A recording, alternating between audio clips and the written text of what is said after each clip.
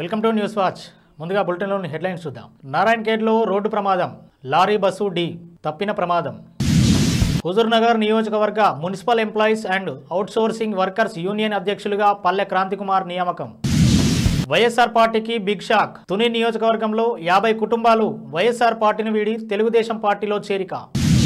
Chandrababu bail రద్దు పిటిషన్పై విచారణ వాయిదా. రాజ్యసభకు నామినేషన్లు దాఖలు చేసిన వైసీపీ అభ్యర్థులు. పేటీఎం స్వతంత్ర డైరెక్టర్ పదవికి రాజీనామా చేసిన మంజు అగర్వాల్. ఎన్నికల అక్రమాలకు పాల్పడిన వైసీపీ గుర్తింపును రద్దు చేయాలి. వైసీపీపై టీడీపీ మాజీ మంత్రి జవహర్ ఫైర్. మోదీని బీహార్లో నిలువరిస్తాం, నితీష్కు తేజస్వి సవాల్. ఇల్లు కూల్చేయడం ఫ్యాషన్గా మారింది, బుల్డోజర్ చర్యపై హైకోర్టు ఆగ్రహం.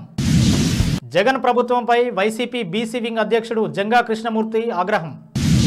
నారాయణఖేడ్ పట్టణ శివారులో రోడ్డు ప్రమాదం జరిగింది. ఇవాళ ఉదయం లారీ బస్సు ఢీకొన్నాయి. ఎవరికి ఎలాంటి గాయాలు కాలేదు. ప్రయాణికులంతా సురక్షితంగా ఉండడంతో అందరూ ఊపిరి పీల్చుకున్నారు.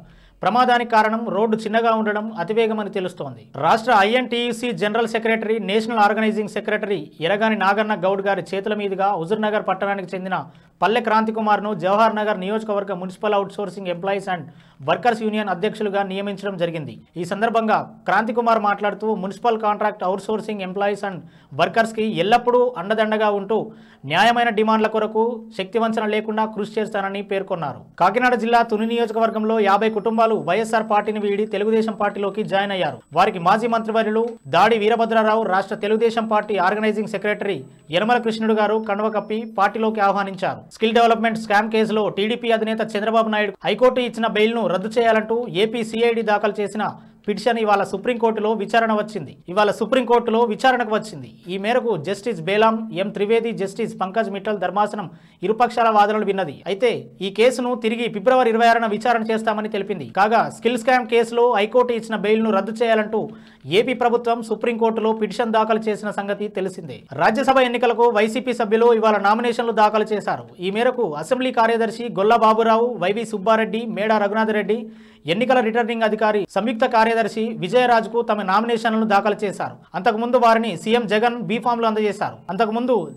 వారికి బీఫామ్లు అందజేశారు. ఈ కార్యక్రమంలో వైసీపీ అభ్యర్థుల వెంట రాష్ట్ర విద్యాశాఖ మంత్రి బొత్స సత్యనారాయణ, రాజ్యసభ ఎంపీ విజయసాయి రెడ్డి, ప్రభుత్వ చీఫ్ ముదునూరి ప్రసాద్ రాజు, గడికోట శ్రీకాంత్ రెడ్డి, మేడా మల్లికార్జున రెడ్డి తదితరులు పాల్గొన్నారు. ఈ నెల 15తో నామినేషన్ల ప్రక్రియ ముగియనుండగా పోలింగ్ 27న జరగనుంది. బులెటిన్లో షార్ట్ బ్రేక్ తీసుకుందాం.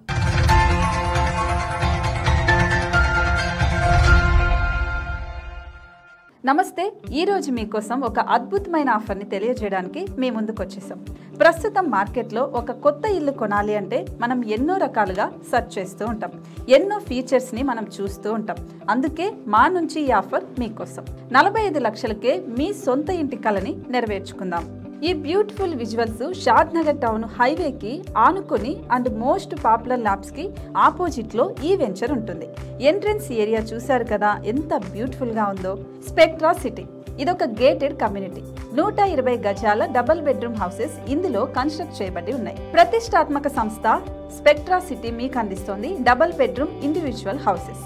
టోటల్ హౌస్ వచ్చేసి మనకు 120 స్క్వేర్ యార్డ్స్ లో ఉంది, అంటే 120 గజాలు.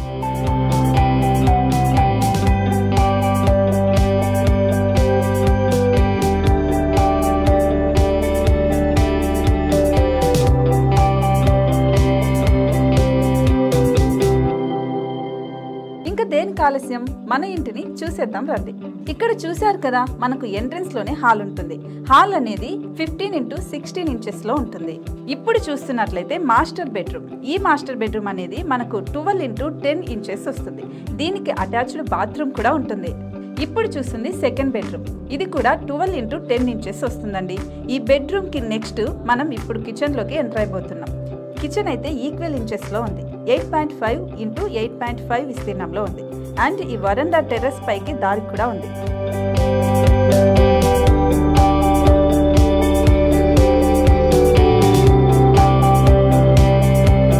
టెర్రస్ పై నుంచి వ్యూ చూశారు కదండి ఎంత బ్యూటిఫుల్ గా ఉందో.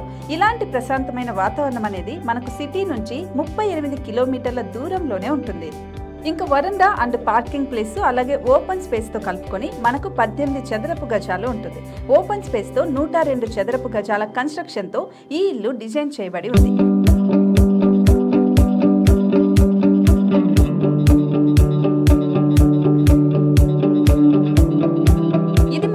Gated community and present 70 houses మనకు కన్స్ట్రక్ట్ చేసి ఇస్తున్నారు. అందులో 45 హౌసెస్ మాత్రం సేల్ అయిపోయాయి, ఇంకా 25 మాత్రమే ఉన్నాయి. అలాగే లిమిటెడ్ ఎడిషన్స్ మాత్రమే ఉన్నాయి. హైవే రోడ్డు నానుకొని తూర్పు పడమర ఫేసింగ్ కి నిర్మాణమై ఉంటాయి. షాద్ నగర్ లో MSN ల్యాబ్ కి ఎదురుగా ఉంది ఈ డబుల్ బెడ్రూమ్ ఇండిపెండెంట్ హౌసెస్. మిమ్మల్ని ఆహ్వానిస్తున్నాయి. మనకి వెంచర్ ఓవరాల్ గా ఎగ్జిట్ నెంబర్ 16 నుంచి 38 కిలోమీటర్లు వస్తుంది. అలాగే కొత్తూరు జంక్షన్ నుంచి 15 కిలోమీటర్స్ మాత్రమే ఉంటుంది. షాద్ నగర్ మున్సిపాలిటీ పరిధిలో నేషనల్ రిమోట్ సెన్సింగ్ కి ముందే ఈ వెంచర్ ఉంటుంది. నగర కాలుష్యానికి దూరంగా స్వచ్ఛమైన ప్రకృతికి దగ్గరగా రూపుదిద్దుకున్న సుందరమైన డబుల్ బెడ్రూమ్ ఇండిపెండెంట్ హౌసెస్ ఇవి. ఇప్పుడు సొంతం చేసుకోవడానికి సంసిద్ధంగా ఉన్నాయి. కేవలం 45 లక్షలకే సరసమైన ధరలతో మిమ్మల్ని ఆహ్వానిస్తున్నాయి. ఇంకెందుకు ఆలస్యం, కింద స్క్రోల్ అవుతున్న నెంబర్ కి డయల్ చేయండి. వెంటనే సైట్ విజిట్ స్లాట్ ని బుక్ చేసుకోండి. మీ సొంతింటి కలని నెరవేర్చుకోండి.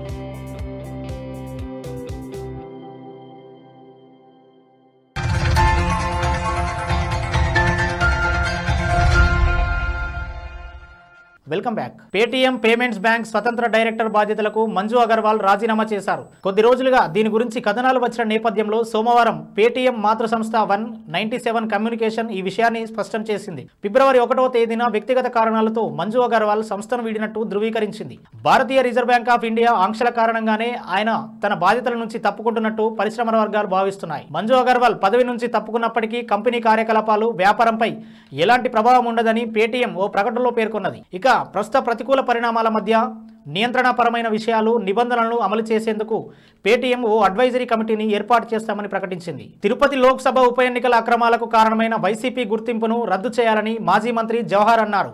సోమవారం టీడీపీ కార్యాలయంలో ఆయన మీడియాతో మాట్లాడుతూ వైసీపీ నేతలు గురుమూర్తి, పెద్దిరెడ్డి రామచంద్రారెడ్డి, భూమన కరుణాకర్ రెడ్డి, చెవిరెడ్డి భాస్కర్ రెడ్డిలను రాబోయే ఎన్నికల్లో పాల్గొనకుండా అనర్హులుగా ప్రకటించాలని డిమాండ్ చేశారు. జగన్ గతంలో నోట్ల కుంభకోణం చేశారని, ఇప్పుడు ఓట్ల కుంభకోణం చేస్తున్నారని ఆరోపించారు. ఎన్నికల్లో అక్రమాలను ఏ విధంగా చేయాలనే దానిపై తిరుపతి ఉప ఎన్నికలు ఓ మోడల్గా నిలుస్తాయని విమర్శించారు. 1 కాదు 2 కాదు ఏకంగా 35,000 ఓటర్ కార్డులను వైసీపీ నేతలు డౌన్లోడ్ చేశారన్నారు. తిరుపతి ఉప ఎన్నికల్లో వైసీపీని గెలిపించడానికే అధికారిక లాగిన్ నుంచి ఓటర్ కార్డులను డౌన్లోడ్ చేశారన్నారు. ఆ ఎన్నికల్లో గెలుపొందిన గురుమూర్తి మళ్లీ అక్కడి నుంచే పోటీ చేస్తారన్నారు. గురుమూర్తి కూడా ఓ తోలుబొమ్మ అని ఎద్దేవా చేశారు. తెర వెనుక ఉండే తోలుబొమ్మలను ఆడించే మనుషులు పెద్దిరెడ్డి, చెవిరెడ్డి, భూమన, సజ్జల వంటి నేతలని విమర్శించారు. సీఈఓ కార్యాలయంలోనే జగన్ మనుషులున్నారంటే పరిస్థితి ఏంటో అర్థం చేసుకోవచ్చన్నారు. తిరుపతి ఉప ఎన్నికల తరహా అక్రమాలు ఇంకెన్ని చోట్ల జరిగి ఉంటాయి అని ప్రశ్నించారు. ఎన్నికల అక్రమాలకు పాల్పడిన గురుమూర్తి, పెద్దిరెడ్డి, భూమన, చెవిరెడ్డి వంటి వైసీపీ నేతలను ఎన్నికల్లో పాల్గొనకుండా అనర్హులుగా ప్రకటించాలని జవహర్ డిమాండ్ చేశారు. ప్రధానమంత్రి నరేంద్ర మోదీ సారథ్యంలో బీజేపీని బీహార్లో తాము అడ్డుకుంటామని ఆర్జేడీ నేత తేజస్వి యాదవ్ సవాల్ విసిరారు. అసెంబ్లీలో నితీష్ కుమార్ ప్రభుత్వం సోమవారం నాడు తమ బలం నిరూపించుకోనుంది. ఈ సందర్భంగా తేజస్వి యాదవ్ అసెంబ్లీలో ప్రసంగిస్తూ నితీష్ నిబద్ధతను నిలదీశారు. ఇండియా బ్లాక్ నుంచి బీజేపీ సారథ్యంలోని ఎన్డీఏలో చేరడం ద్వారా 9వసారి సీఎంగా నితీష్ కుమార్ ప్రమాణ స్వీకారం చేయడాన్ని ప్రశ్నించారు.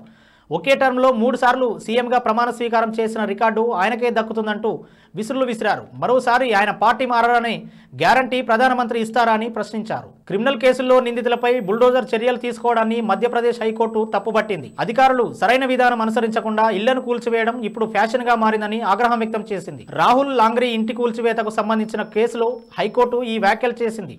ఒక వ్యక్తిని బెదిరించి ఆత్మహత్య చేసుకునేలా ప్రోత్సహించారనే ఆరోపణలతో లాంగ్రీని పోలీసులు అరెస్ట్ చేసి జైలుకు పంపారు.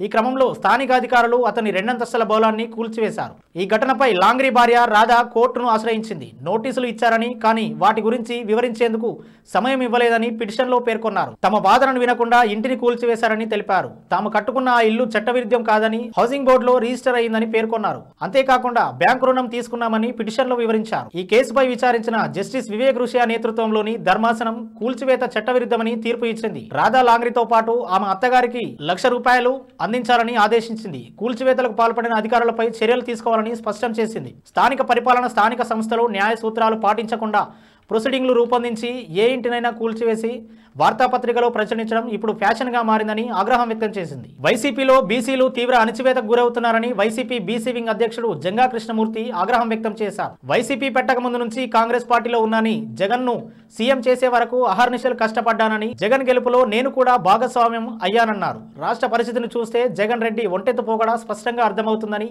కనీసం రాష్ట్రానికి రాజధాని కూడా లేదని వాపోయారు. అలాగే రాష్ట్రంలోని అత్యధిక సంఖ్యలో ఉన్న బీసీ వర్గాల జీవితాల్లో పురోగతి కనిపించడం లేదన్నారు. ఈ రోజు నా ఎస్టీ, నా ఎస్సీ, నా బీసీ, నా మైనారిటీ అంటున్నారే తప్ప వారి మనోగతం అర్థం చేసుకునే పరిస్థితి లేదన్నారు. తాత్కాలికంగా కొన్ని పదవులు ఇచ్చి సామాజిక న్యాయం జరిగిందని, అభివృద్ధి వైపు పరుగులు పెడుతున్నారని చెప్పి చేతులు దులుపుకుంటున్నారన్నారు. నేతి బీరకాయలో నెయ్యి ఉంటుందనేది ఎంత నిజమో జగన్ సామాజిక న్యాయం కూడా అంతే ఉందన్నారు. ఈ రాష్ట్రంలోని 139 బీసీ వర్గాల ప్రజలు జగన్ నమ్మామని, వారికి అన్యాయం చేశారని, పేరుకే పదవులు ఇచ్చామని చెబుతున్నారు. కానీ అవి ఉన్నా లేనట్లేనని వ్యాఖ్యానించారు. రాష్ట్రంలోని 56 కార్పొరేషన్ చైర్మన్లను జగన్ రెడ్డి కలవలేదని, ఏ ఒక్క కార్పొరేషన్ కూడా నిధులు లేవన్నారు. రాజ్యాంగబద్ధంగా సామాజిక న్యాయం అంటే స్వేచ్ఛ, సమానత్వం, ఆత్మగౌరవం అని. కానీ ఈ రాష్ట్రంలోని ఏ వర్గానికి కూడా నోరు మెదిపే పరిస్థితి లేదని తెలిపారు. జగన్ రెడ్డి బడుగు బలహీన వర్గాలకి న్యాయం చేస్తాడని ఆశించాం, కానీ అది జరగలేదని, కొందరి తాత్కాలిక పదవులు ఇచ్చినా వాటికి పవర్స్ లేవని, అంతేగాక అనేక రకమైన అవమానాలకు గురి అవుతున్నామని ఆవేదన వ్యక్తం చేశారు. బీసీలకు ఎక్కడ న్యాయం జరగలేదని, మాకు పదవులు ముఖ్యం కాదని, వాటితో పాటు గౌరవం కూడా కావాలన్నారు. బీసీలకు రిజర్వేషన్లు, డిక్లరేషన్లు ఎక్కడికి పోయాయన్నారు. దీనికోసం బీసీలమంతా కలిసి ఆత్మగౌరవం కోసం పోరాటం చేస్తామని హెచ్చరించారు. హెడ్లైన్స్ మరోసారి చూద్దాం. నారాయణ్ ఖేడ్లో రోడ్డు ప్రమాదం, లారీ బస్సు ఢీ, తప్పిన ప్రమాదం. హుజూర్నగర్ నియోజకవర్గ municipal employees and outsourcing workers union అధ్యక్షులుగా పల్లె క్రాంతికుమార్ నియామకం. వైఎస్ఆర్ పార్టీకి బిగ్ షాక్. తుని నియోజకవర్గంలో 50 కుటుంబాలు వైఎస్ఆర్ పార్టీని వీడి తెలుగుదేశం పార్టీలో చేరిక. చంద్రబాబు బెయిల్ రద్దు పిటిషన్పై విచారణ వాయిదా. రాజ్యసభకు నామినేషన్లు దాఖలు చేసిన వైసీపీ అభ్యర్థులు. పేటీఎం స్వతంత్ర డైరెక్టర్ పదవికి రాజీనామా చేసిన మంజు అగర్వాల్. ఎన్నికల అక్రమాలకు పాల్పడిన వైసీపీ గుర్తింపును రద్దు చేయాలి. వైసీపీపై టీడీపీ మాజీ మంత్రి జవహర్ ఫైర్. మోదీని బీహార్లో నిలువరిస్తాం, నితీష్కు తేజస్వి సవాల్. ఇల్లు కూల్చేయడం ఫ్యాషన్గా మారింది, బుల్డోజర్ చర్యపై హైకోర్టు ఆగ్రహం. జగన్ ప్రభుత్వంపై వైసీపీ బీసీ వింగ్ అధ్యక్షుడు జంగా కృష్ణమూర్తి ఆగ్రహం. ఇవి ఇప్పటివరకు ఉన్న అప్డేట్స్. మరో బులెటిన్లో మళ్ళీ కలుద్దాం.